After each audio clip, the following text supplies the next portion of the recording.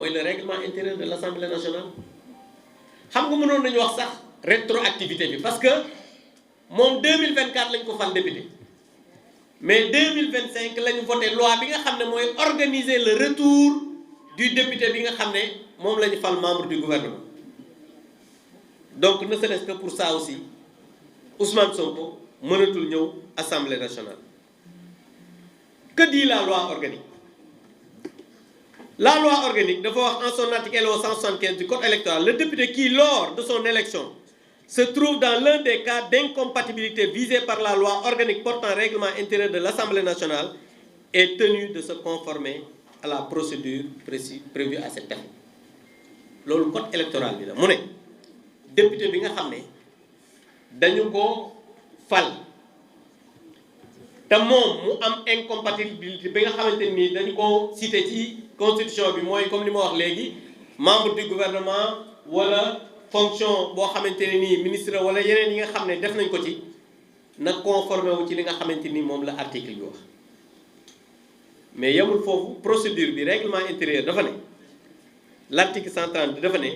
le député qui lors de son élection se trouve dans l'un des cas d'incompatibilité toujours dañu jël code électoral bi indi ko ci li nga xamante ni mooy règlement intérieur bi pour que mu gën a leer parce que député li ko tënk mooy la loi organique portant règlement intérieur de l'Assemblée nationale. Tout à l'heure madame la présidente joxe na ci ay firnde léegi nag ñuy laaj Ousmane Sonko tey la altine fête la Pentecôte démb dimanche Pentecôte suba la talaata moom ba tey mooy expédier les affaires courantes kan moo mës a gis premier ministre président de l'Assemblée nationale nga boole ko ci sa loxo parce que ba fii may waxee yéen passez-vous le service le gouvernement est encore en place parce que décret bi bu ngeen déggoo le secrétaire général de la présidence dafa ne les ministres sont chargés d'expédier les affaires courantes su ngeen xoolee tey jii fu ministre war a dem ministre yi ñoom ñooy dem yi fi nekk nii parce que vacance pouvoir amul moom ba fi may wax ak yow amul kenn ci Sénégal à part Ousmane Sonko bu mën a dugg primature parce que moo yor caabi yi ba tey moo yor oto yi primature jusqu'à présent c'est lui qui est le premier ministre buy expédier les affaires courantes maintenant yow ñu ne dañu lay fal en même temps président de l'Assemblée nationale ñaari mbaxana ci benn bopp ndaw boobu rëy donc pour vous dire simplement et pour revenir que beneen question bi nga xam ne sénégalais yépp a ngi koy posé nag te kenn ñemewu ko wax mooy Ousmane Sonko lu muy soxla immunité lu muy yàkkamti wax ji yépp aussi foofu la man de wax dëgg yàlla li muy yàkkamti man jaaxal na ma xale yi nag ñi gurumtu dara te ñun duñ ci yegg mais dafa am loo xam ne non li ñuy wax ni c'est une situation grave parce que une haute autorité de la République premier ministre de la République ngay parax pour wuti benn immunité parlementaire ah doy na waar de yow nga xaar ba Pentecôte nga xamante ni suñu mbokk chrétiens yi ñi ngi def ay marcheurs yi ngi marché di dem Popenguine sénégalais yi ak réew mi nga xamante ni yàq ngeen ko déstructurer l'économie ba kenn mënut a am xar sénégalais yi di bëgg a dee pour wut lu ñu jënde xar yow nga jël sa bétail électoral ànd ak ñoom di parax yi ne foog ma am ma immunité par force Ousmane Sonko lan lay daw je demande au Pastef lan moo fi jar parax yi bay wut un mandat am immunité parlementaire qu'est-ce qui se passe c'est une question peut-être que d'ici demain on aura la réponse beneen bi mooy ce qui se passe du dara lu dul comme li ma ko waxee sànq un coup d'État qui se prépare à partir de l'Assemblée nationale tout à l'heure présidente wax na ne ñi ngi demander le président de la République demandé wuñ ko parce que dañoo ànd ak moom parce que Diomaye ak Sonko ñoo yàq réew ñoo yem parce que lii xew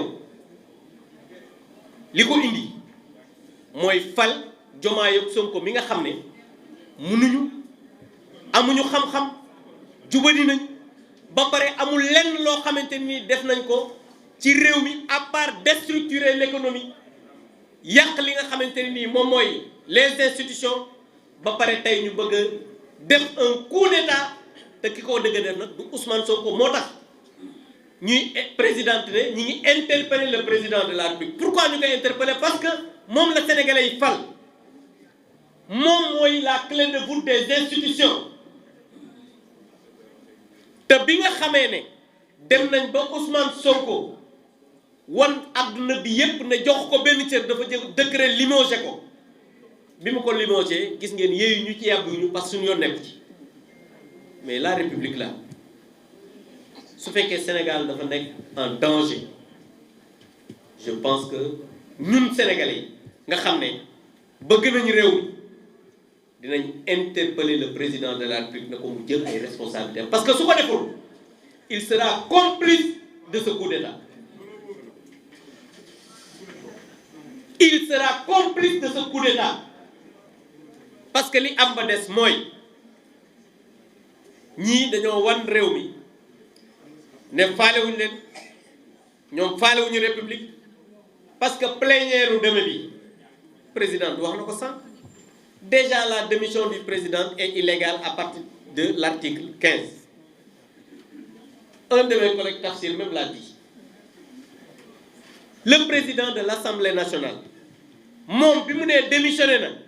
warul convoquer la conférence des présidents et seule la conférence des présidents moo am prérogative di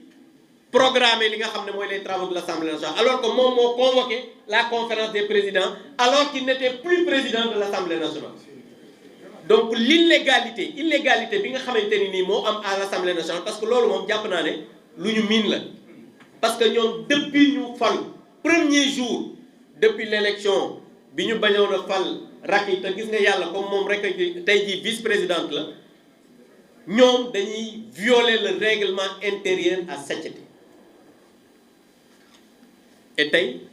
li ñuy def nii mën nañ ko méngale ak une atteinte à la sûreté de l'État parce que su fekkee ne yow da nga bëgg a def un coup d'état yow su fekkee ne da nga salfaañe li nga xamante ni nii moom mooy la deuxième institution de la République parce que deuxième institution de la République mooy l'Assemblée nationale yow su fekkee ne da ngaa bëgg jël kenn koo xam ne du député mënul ñëw Assemblée nationale nga fal ko à l'Assemblée nationale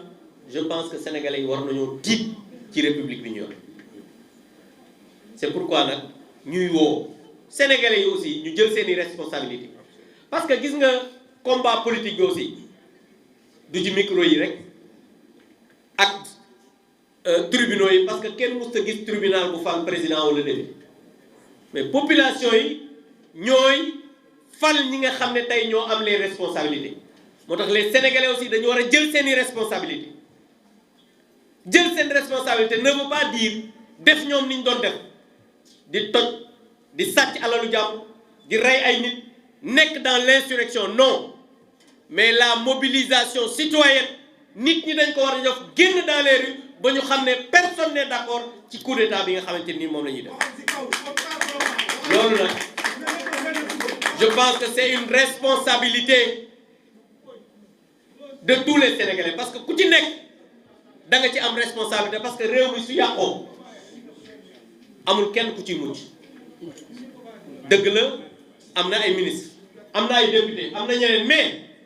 ñooñu bu fekkee ne dañuy gouverner di voter ay lois di jël ay actes réglementaires loolu dafay impacter dans la vie des populations dafay impacter dans la sécurité des citoyens mais ces citoyens ont besoin de quiétude pour vivre ces citoyens dañu soxla dal pour mën a dund citoyens yooyu dañu soxla dal pour mën a am liggéey dañu soxla dal pour koom-koom bi nga xamante nii dafay jóg ñu mën ko capter mais tey réew mi foo laal day metti xale yi amuñu liggéey BTP bi yàgg nañ ko wax nërmeelu na programme mënuñu ko am ak FMI marché régional yi saturé na les signaux yi nga xamante ni macro amul benn boo xamante ni sévère tey suñu bor bi toll na foo xamante ni nii ci ñaari at toll fa woon ci fukki at ak ñaar suñu croissance tey hors hydrocarbure wàcc na ba presque moins 2%. suñu note yi nga xamante nii moo tax ñu war ñu mën a wóolu à l'étranger yépp wàcc nañ waa réew mu toll noonu nga bëgg cee yokk coup d'état nit ñi duñu faat. Donc il faut que ñu jël suñuy responsabilité en tout cas ñun groupe Takku Wallu interpellé nañ le président de la République interpellé nañ les partis politiques mais aussi les chefs religieux parce que ñun Sénégal dañu am ay cëslaay ñoom nag xamuñu loolu parce que ñoom chefs religieux yi saaga wax lu bon ak loolu lañ ci xam ñu addu ci lii nga xamante ni mi ngi raam ndax nag nit ñi li ñu xamee coup d'état mooy ñu ñëw ñu ne armée bi jël le pouvoir wala nangam mais lii moo gën a grave un coup d'état militaire parce que ay nit la yoo xam ne sans foi ni loi parce que boo gisee ni ñu fonctionner depuis le bureau de l'Assemblée nationale nga xam ne ñii lenn rek moo leen ñor mooy le pouvoir ak ñépp nuñ ko mën a amee loolu nag c'est grave dans une république qui s'appelle le Sénégal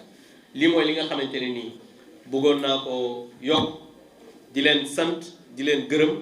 ci déglu bi ngeen xamante ni déglu ngeen ko di wax encore une fois de plus ñi ngi féliciter les responsables yi nga xam ne ñëw nañu accompagner di remercier la presse jërëjëf. Merci beaucoup.